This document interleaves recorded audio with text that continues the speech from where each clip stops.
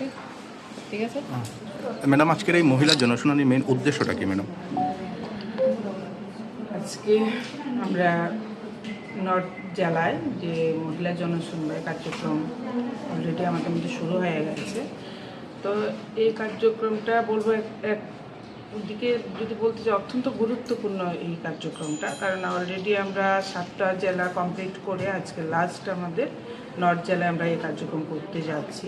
তো এই কার্যক্রমটা আমাদেরকে জাতীয় মহিলা কমিশন আমাদেরকে পথ নির্দেশিকা দিয়েছেন, এবং কেন এই কাজটা করা হচ্ছে সেটা অত্যন্ত গুরুত্বপূর্ণ বিষয় এই কারণ আমাদের প্রত্যেক জেলায় থেকেই আমাদের মহিলা কমিশনে কম বেশি কমপ্লেন যায় বিভিন্ন বিষয় নিয়ে, যে মহিলাদের সঙ্গে নানা ঘটনা ঘটে।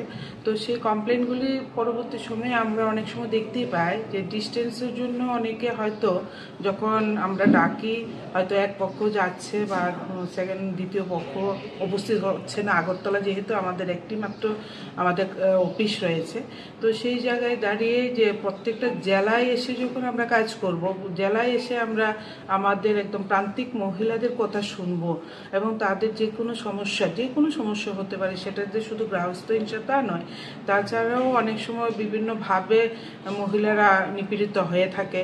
তো সেই ঘটনাগুলি যখন আমরা শুনবো এবং তাদেরকে মহিলা কমিশন তাদের পাশে থেকে তাদের এই ঘটনাটাকে সলিউশন করার যে কাজটি, সেটার প্রক্রিয়াই আজকে।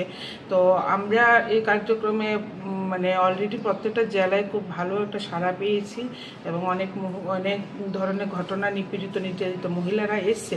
তো আমরা অলরেডি একটা সিদ্ধান্ত পৌঁছে গেছি যে আগামী দিনও আমরা প্রতিটা জেলায়, যদিও নর্থ জেলায় তো অলরেডি আমরা আমাদের মহিলা কমিশনের কাউন্সেলিং চলে, হয়তো 1-2 মাস পরে আমরা আসি, ঘটনার উপরে ডিপেন্ড করে, কিন্তু এখন থেকে আমরা প্রতি মাসে প্রত্যেকটা জেলার জন্য একটা রোডম্যাপ তৈরি করব। কারণ অলরেডি আমরা গতকাল যখন 59টি জেলায় আমরা কার্যক্রমে ছিলাম, ওখানকার যিনি সিটিপি উপস্থিত ছিলেন উনি সে কথাটাও বললেন যে ম্যাডাম, আপনারা যদি আসেন তাহলে আমাদের কাছে যে কমপ্লেনগুলি আসে বা আমরা যে কমপ্লেনগুলিকে আমাদের কাছে প্রপার কাউন্সিলর থাকে না, তো যার জন্য হয়তো আমরা বাধ্য হয়ে তাকে কোর্টে পাঠাতে হচ্ছে। তো কোর্টে যাওয়াটা বড় কথা না, আমাদের ব্যাপারটা হলো যে আমরা কিভাবে ছোট থাকতে মানে অল্পতে ঘটনাটাকে সমাধান করে দিতে প্রয়াস রাখা। তো আমাদের ওমেন কমিশনে অলরেডি সিনিয়র কাউন্সিলররা রয়েছেন।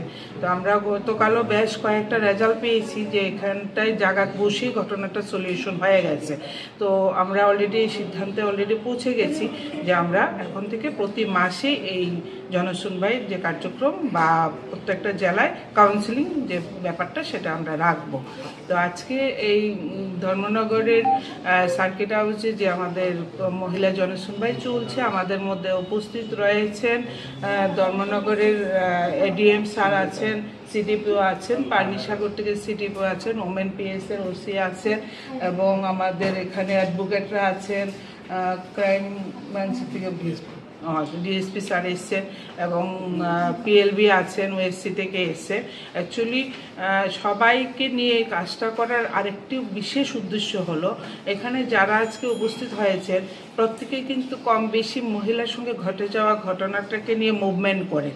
তো আমরা যদি সবাই এক ছাতার নিচে এসে একটা নির্দিষ্ট রোডম্যাপ করে কাজটাকে করি, তাহলে হয়তো আমরা একদম প্রান্তিক মহিলা পর্যন্ত পৌঁছাতে পারবো এবং মহিলাদের যে সঙ্গে ঘটে যাওয়া ঘটনাটাকে খুব দ্রুততার সঙ্গে সলিউশন করতে পারবো।